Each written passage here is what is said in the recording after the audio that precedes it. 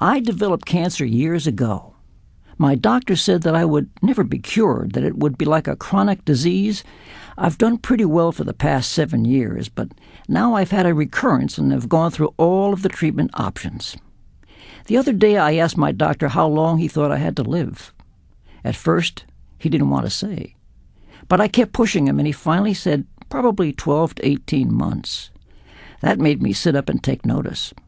It also made me realize that I haven't done quite enough planning for my wife, Mary Ellen. At first, I felt overwhelmed. Mary Ellen and I have had a lot to deal with the past few years.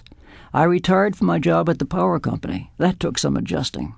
I missed my friends, and I had trouble getting used to a whole new role in life. Just as that seemed to be settling down, Mary Ellen retired from her teaching job.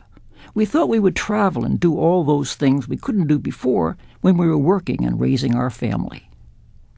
Then, all of a sudden, I had cancer, and it took over our lives.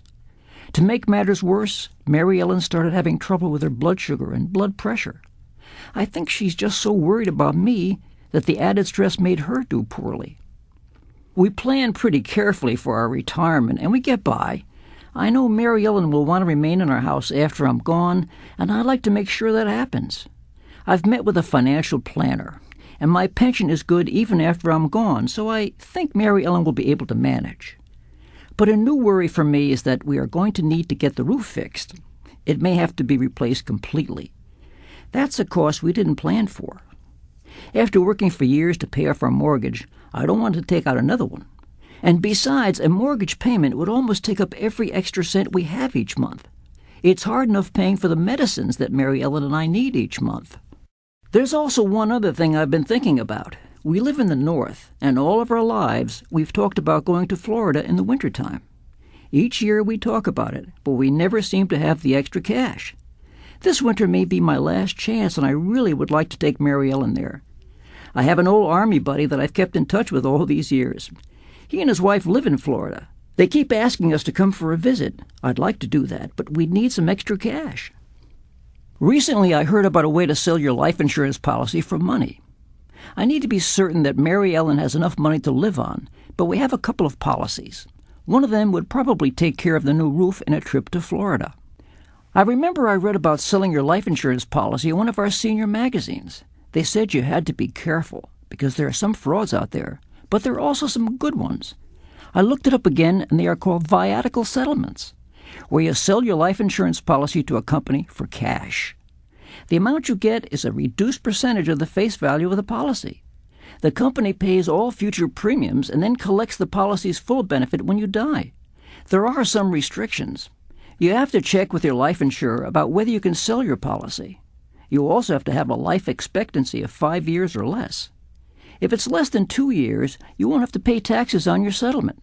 You don't even have to be over the age of 65, and you don't have to be disabled. I checked on the internet and found that there are a couple of options. You can sell your policy or take out what they call a secured no-payment loan against your policy. This is like a line of credit, which means you can use what you need when you need it, and you will only owe what you borrow. I also found some other sources of information. I called the Cancer Resource Center at the hospital, and they gave me the toll-free phone number for the Life Insurance Settlement Association of America at 1-407-894-3797. I also decided to talk with my lawyer before I made a final decision, but I now think I have enough information to go on. I just will feel more secure knowing that Mary Ellen won't have to worry about the roof, and I know she'll love Florida.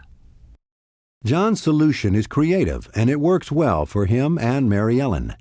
Other people may not have the option of taking a loan against an insurance policy or actually selling the policy.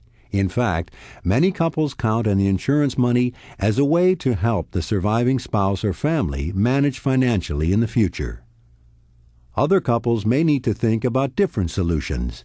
These might be selling their house and moving into an apartment or an assisted living facility that provides meals, checks on residents to be sure they are okay, and may even have a nurse on duty.